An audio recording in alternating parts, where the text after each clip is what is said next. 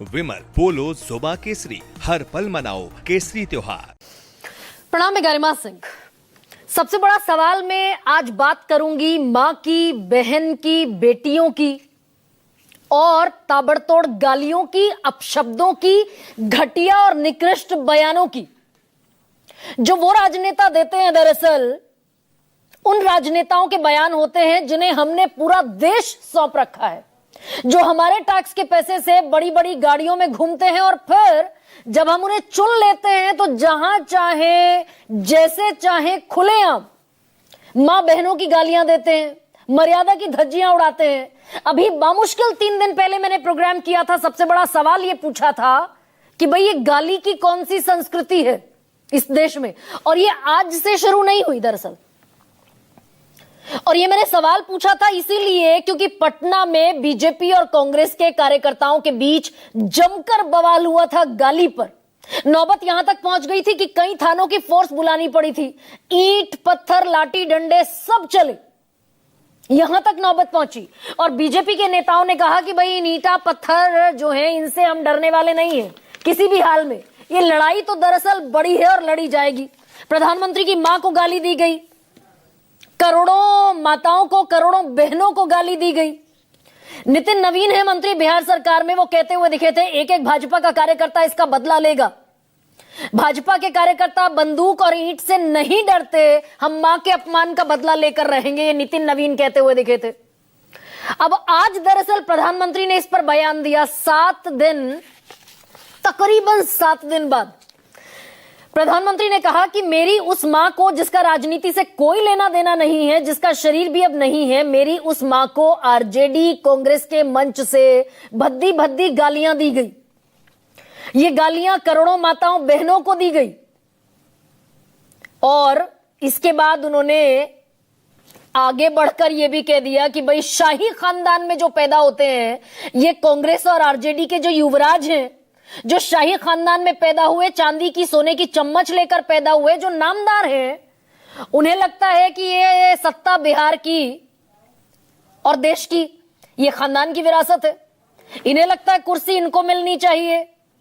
इनको ये लगता है नामदारों को कि कामदारों को गालियां देना इनका अधिकार है, इसलिए गालियों की झड़ी लगा देते हैं। अब दरअसल मां के अपमान और सम्मान से बात सत्ता तक भी पहुंची और कुर्सी तक भी पहुंची, राजनीति तक भी पहुंची। यहां तक समझ में आता है कि किसी की भी मां का, बहन का, बेटी का अपमान करने का अधिकार इस देश में बड़े से बड़े व्यक्ति को नहीं। अब लेकिन इसमें जब सत्ता की बातें होने लगे, कुर्सी की बात होने लगे और बात यह होने लगे कि बिहार के लोगों से मैं ये भी कहूंगा कि इस अपमान की भरपाई बिहार के हर बेटे की जिम्मेदारी है, तो फिर बात पहुंचती है चुनाव तक, और चुनाव तक बात पहुंचती है तो फिर राजनीतिक बयानबाजी भी आएगी। मैं सबसे पहले 2 बयान आपको सुनाती हूं। माताएं बहनें, मैं देख रहा हूं आपके चेहरे, आपको जेडी और कांग्रेस को 7 बहिनी से माफी मांगनी चाहिए, छठी मैया से माफी मांगनी चाहिए। आरजेडी कांग्रेस के नेता जहां भी जाएं, जिस गली, जिस शहर में जाएं, उन्हें चारों तरफ से एक आवाज सुनाई देनी चाहिए, मां को गाली नहीं सहेंगे, नहीं सहेंगे। जिस दिन ये गाली कांड हुआ उसके दूसरे दिन से लगातार मैं आप सबको बार बार कह रहा हूं कि ये टूल किट का हिस्सा है। इस टूल किट में अगला चरण है कि प्रधानमंत्री बिहार में जाकर रोएंगे और कहेंगे ओ देखो मुझे गाली दे दी। वही हुआ जो कहा मैंने 4 दिन पहले, ये हो रहा है आपके सामने। न कांग्रेस में कोई ऐसा नेता या कार्यकर्ता है जो किसी की मां का अपमान कर सकता है। मैं पूरी उम्मीद है मुझे कि बीजेपी में भी ऐसा नहीं होगा। लेकिन जो व्यक्ति कहता है मैं नॉन बायोलॉजिकल हूं, वो किसका अपमान कर रहा है? क्या वो अपनी मां का अपमान नहीं कर रहा? अब राजनीतिक बयानबाजी दरअसल इससे थोड़ी और आगे बढ़ी और बीजेपी के ही बड़े नेता हैं बिहार के दिलीप जायसवाल, वो कहते दिखे कि आज प्रधानमंत्री ने जो भी कहा कि भाई आरजेडी और कांग्रेस के मंच से मेरी मां को भद्दी भद्दी गालियां दी गई, उस संबोधन को 20 लाख माएं, बहनें, बेटियां सुन रही थी। बेटी, मां, बहन मनुष्य के लिए कितनी महत्वपूर्ण है।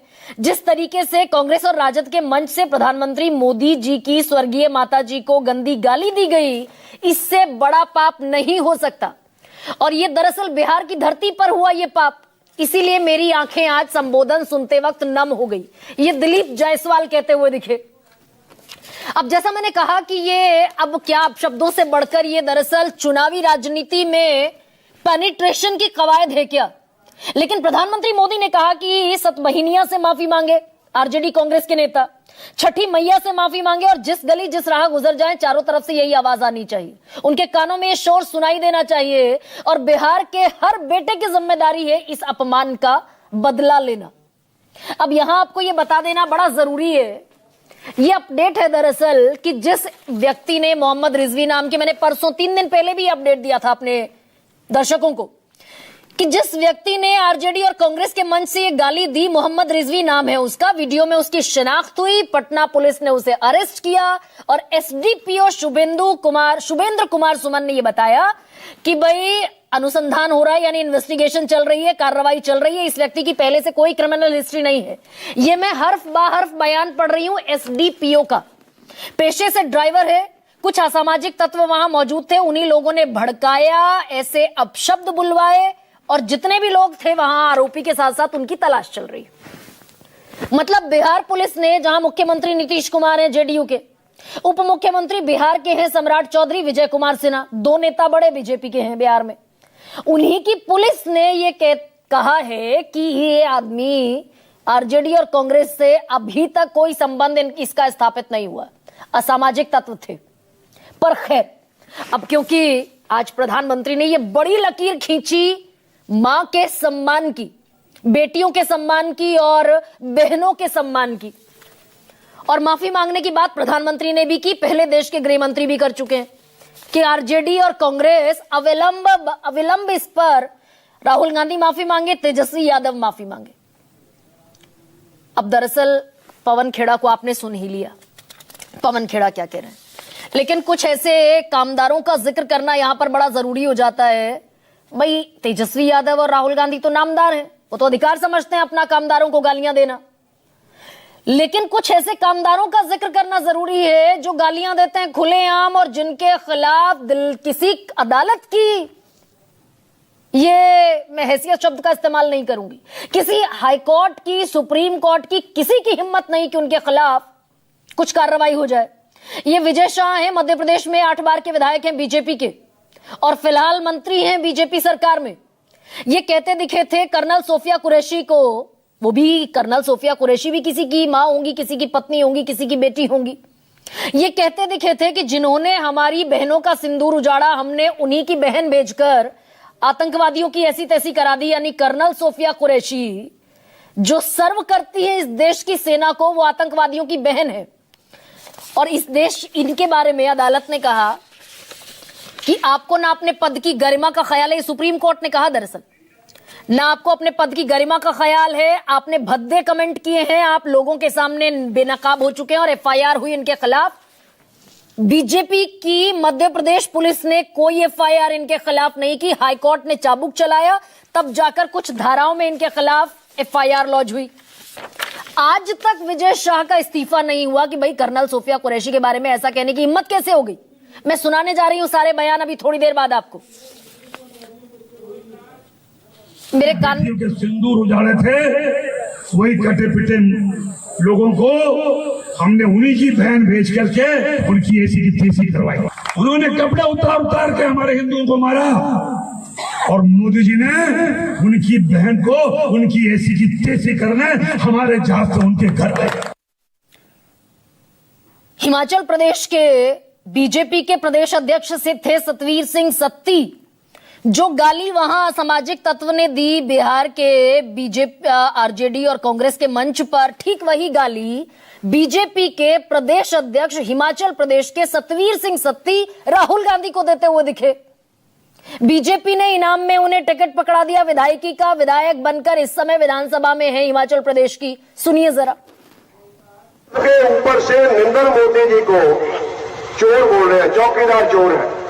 भैया तेरी माँ की जमानत हुई है, तेरी अपनी जमानत हुई है, तेरे जीजे की जमानत हुई है, पूरे टब्बर ही जमानती है। नरेंद्र मोदी की ना जमानत हुई, ना केस बना, ना किसी ने सजा दी। तू कौन होता है जज की तरह चोर बोलने वाला? इस देश का चौकीदार चोर है। अगर तू बोलता तो ये ठीक वही गाली है जो मोहम्मद रिजवी ने दी आरजेडी और कांग्रेस के मंच पर। आज तक हो गए कितने साल? 6 साल, कार्रवाई सिफर। और रामचंद्र जांगड़ा एक और बीजेपी के राज्यसभा सांसद हैं।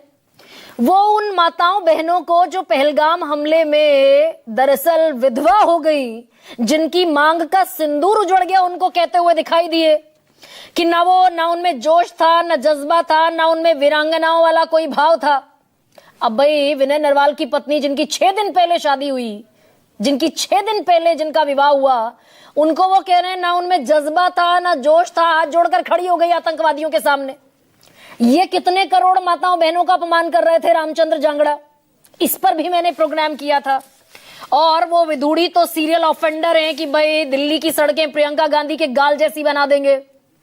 और ओए मुल्ले, ओए डैश, ओए उग्रवादी, ओए आतंकवादी। और कमाल देखिए कि रमेश बिधूड़ी ये सब संसद के भीतर कहते दिखे और प्रिविलेज कमेटी के सामने शिकायत गई, विशेषाधिकार कमेटी के सामने। विशेषाधिकार कमेटी ने उन्हें तलब किया और रमेश बिधूड़ी इतने प्रिविलेज्ड आदमी थे कि प्रिविलेज्ड कमेटी के सामने पेश ही नहीं हुए।